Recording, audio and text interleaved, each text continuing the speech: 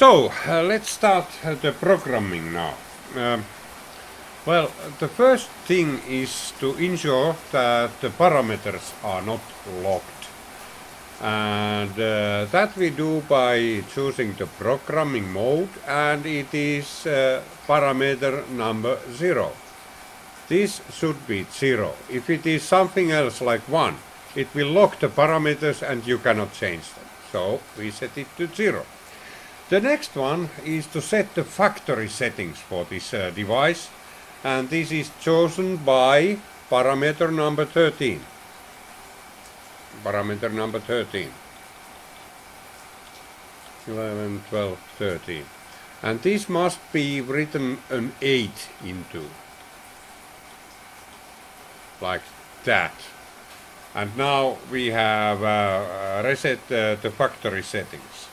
The next parameter to change is number 2. This is number 2 is here. And this one is choosing the source of operating frequency, which should be this knob here, and then it's number 2 parameter, and then we choose here number 1, which makes this knob the active element. You can use that one to change your frequency. Next one is the main frequency, and this is the frequency for the motor, the nominal frequency. It's parameter number 3. So, okay, set, and this one should be 50. This has some impact on how this behaves with your motor. The next parameter to set is the maximum operating frequency, which is parameter number 5. This should be set to, I will set this to 80 Hertz. Don't go crazy with this one. That's a very bad idea to do that one. Next parameter is the acceleration time, which is parameter number 14.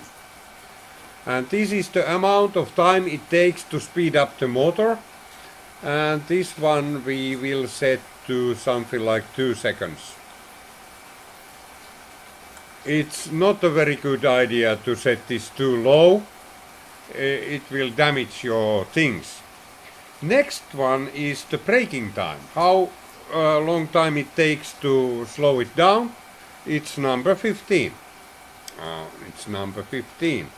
And this one we set to 3 seconds. Setting a too low value here will require a braking resistor, which we don't have. Then the next parameter will be number 17. This will be the analog input voltage range. And in this case, this knob is 0 to 5 volts, and this suitable figure here is 1. Now, the next one will be 72, and 72 is, let me read my manual. It's the high analog frequency. Program 72.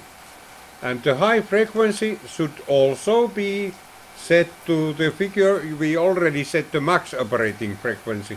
We shall set this to the same value. Okay. Next one will be the low operating frequency, which is 73. And this one, 0 is not a very good one. Low analog frequency, I think 30 Hertz is good enough. You could go something like 10 Hertz, but the torque is going away 30 Hertz is a very good thing.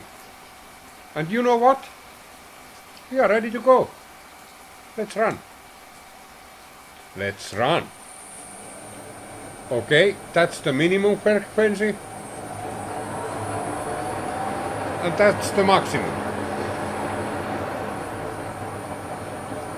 So now we can adjust the frequency here.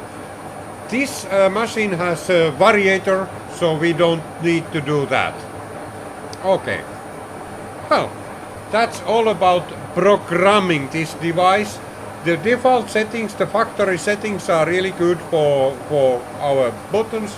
We only need to go forward and backward, and that's it. Well, you could here also change the direction like that. Yeah, and now it's going backward. Okay, and that's it. No rocket science here. Okay.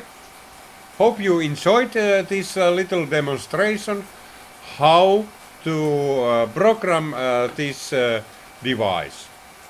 Well, this was all about programming and connecting and doing the VFDs in this milling machine. They all work really nicely, and of course, this applies. These instructions only apply to this model of VFD. But since this is a very popular one, I believe many of you can use these instructions. Okay. Now, the next episode will be dealing with the knobs, and there are some electrical switches, etc. I will be dealing with those. Till then, bye!